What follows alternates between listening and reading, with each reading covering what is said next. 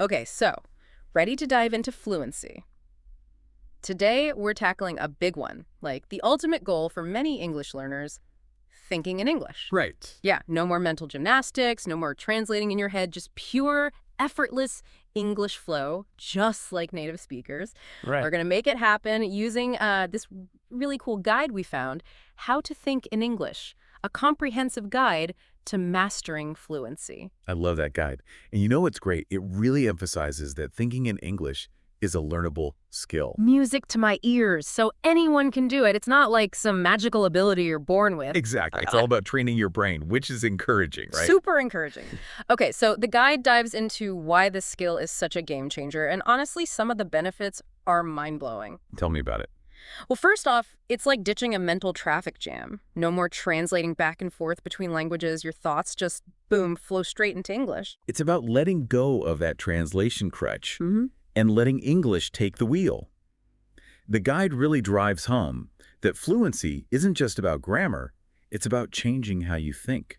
It's like you're shifting gears in your brain, and suddenly you're speeding along in English. What I find fascinating is how thinking in English helps with those tricky idioms. You know, those expressions that make perfect sense to native speakers but leave learners scratching their heads. Like spill the beans or piece of cake. Yes, Yeah. exactly. And the guide points out that when you think in English, you start to internalize these quirks of the language, almost like you're absorbing a new cultural perspective along with the words. It's true. So you're not just learning a language, you're starting to think like someone who uses it every day. But let's get a little bit scientific here. The guide talks about how learning to think in English actually rewires your brain. It's amazing, isn't it? It's like building new pathways in your mind. Exactly. It's not just about memorizing vocabulary, it's about creating new connections. Right. When you learn a new language, your brain literally creates dedicated neural pathways, specifically for processing that language. Wow, so you're literally changing your brain by learning English. You are. It's like, think of it like learning a new dance routine.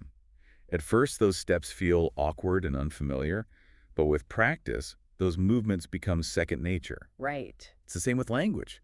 Those neural pathways become stronger and more efficient the more you use them. It's like exercising your brain. The guide also talks about something called cognitive load, which I thought was interesting. Have you ever heard of that? Oh, yeah, it's like your brain's processing power, right? Yeah, and the guide highlights how mentally exhausting it is to constantly translate back and forth between languages. Oh, it's true. It's like your brain is running a marathon just to keep up. Right. And when you think directly in English, you free up all that mental energy. Exactly. You can actually focus on what you're saying, how you're saying it, your tone of voice, even your body language. It's like you're suddenly free to just be present in the conversation. Exactly. So thinking in English isn't just about fluency, it's about making communication feel like smoother, less mentally taxing.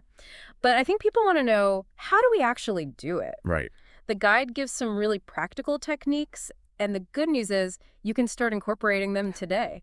You don't have to be a poet overnight or anything. No, not at all. It can be as simple as just describing your surroundings in English, like, the sky is blue, And a coffee is... my feet are tired, just basic stuff. Exactly. Just making those little everyday observations in English. You're basically becoming your own inner narrator. I love that. Your inner narrator, but in English. It's like you're creating this little English world inside your mind. I love that. Okay, so we're building our English world, but the guide also talks about immersion being super important. How does thinking in English fit into that bigger picture of, surrounding yourself with the language? Well, it's all connected, right? The more you experience English in all its forms, Mhm. like reading, listening, speaking, and yes, even thinking, the more natural it becomes. It's like you're immersing yourself from the inside out. Exactly. So it's not just about what you're hearing or seeing in English, it's about what's happening in your own head. Precisely. Okay, that makes a lot of sense. So what are some ways to boost that, like internal immersion, besides, talking to ourselves in English all day, which, let's be honest, people might start to worry. Right. Yeah. So the guide suggests things like watching movies or TV shows in English without subtitles. Oh, yes. That's a great one. It forces your brain to really focus. No subtitles to save you. Exactly. You have to figure it out from the context, the tone of voice, all those nonverbal cues. It's like a workout for your listening comprehension. What else does the guide recommend? They suggest reading in English, But not just reading, like actively summarizing what you read, Mm. but doing it all in English, of course. Yeah. So instead of just passively taking in the words, you're actively engaging with them, processing them, turning them into your own understanding. Exactly. It's about making the language your own. And speaking of making it your own, the guide suggests keeping a journal, but like a special kind of journal.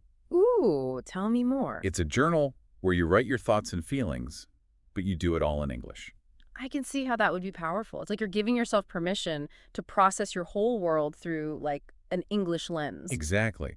And here's the thing. When you're writing in your journal, don't get hung up on perfection. The grammar police aren't going to come knocking. They better not. I left the grammar police a strongly worded note last time they came around. Perfect. But seriously, the goal is to communicate, to let your thoughts flow naturally in English, even if they're not, grammatically perfect. Even native speakers make mistakes.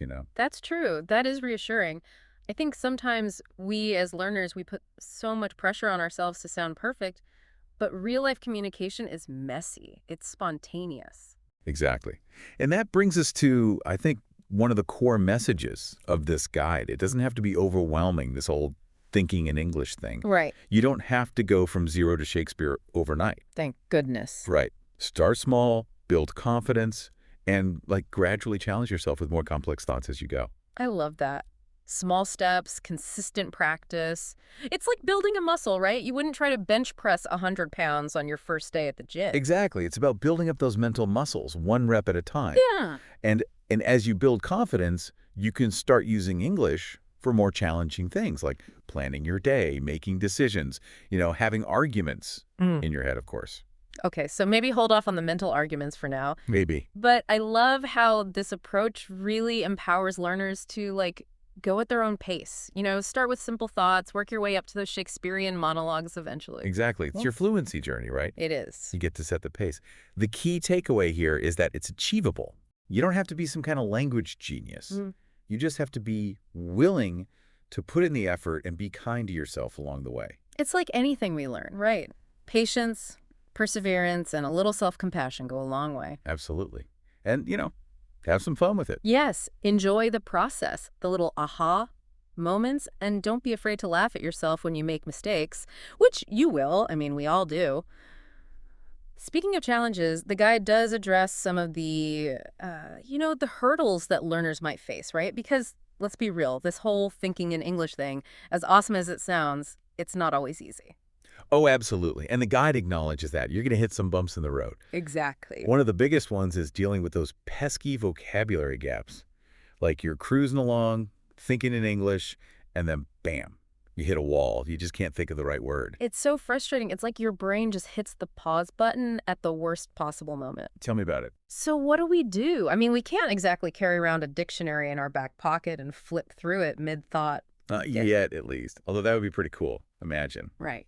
Pocket dictionaries for everyone. But until then, the guide has a neat trick for dealing with those vocabulary gaps.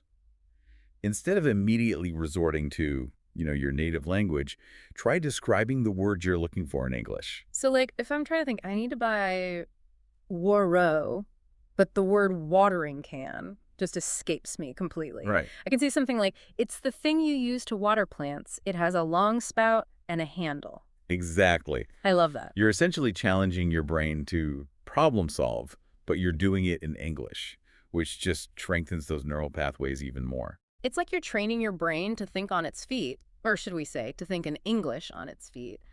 But even with those techniques, I think another big hurdle for a lot of learners is confidence, or should I say the lack of confidence.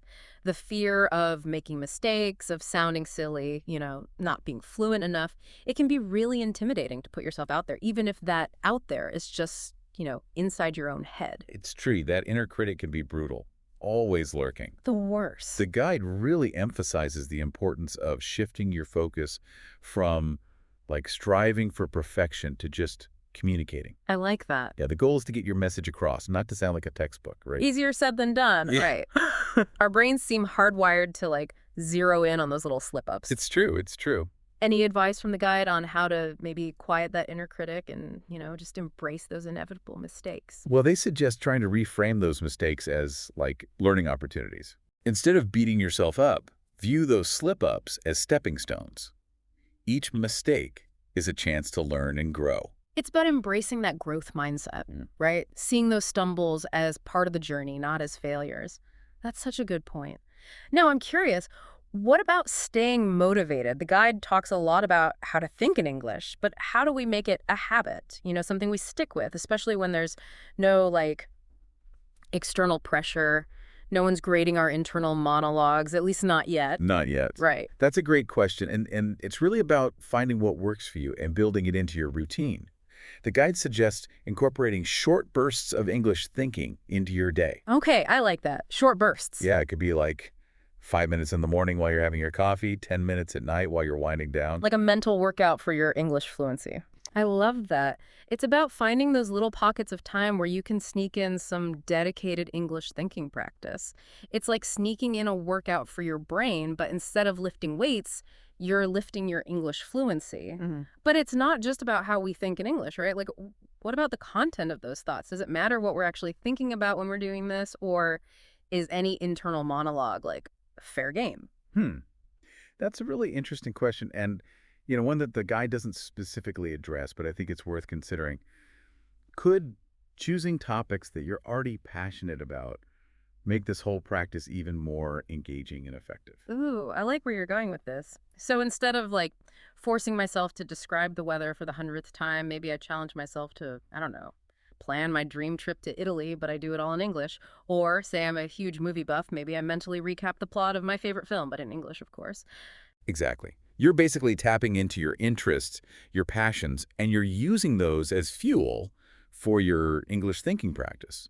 It's a subtle shift, but I think it could make a big difference in terms of motivation and enjoyment. Totally. It's like you're tricking your brain into learning without even realizing it's work. But let's zoom out for a second. We've talked a lot about the practical benefits of thinking in English for fluency, for communication, but I have a feeling there's something deeper going on here too, right? Absolutely. The guide touches on this idea that language and culture are intertwined. Yes. They're inseparable, really. When you start thinking in English, you're not just learning new vocabulary and grammar, you're also tapping into a whole new way of seeing the world. You're seeing the world through an English lens. Exactly. You're absorbing cultural nuances, different ways of expressing yourself, even different ways of thinking about time, relationships, humor. It's a subtle but really profound shift. It's like you're not just learning a language, you're gaining a whole new perspective on the world. Yeah. Which, no wonder it feels so challenging at times. You're essentially rewiring your brain to process the world in this whole new way. Exactly. And as you become more comfortable thinking in English, you'll probably find that communicating with native speakers feels more natural too. Oh, I bet. You're no longer just translating your thoughts back and forth. You're tapping into a shared way of understanding and experiencing the world.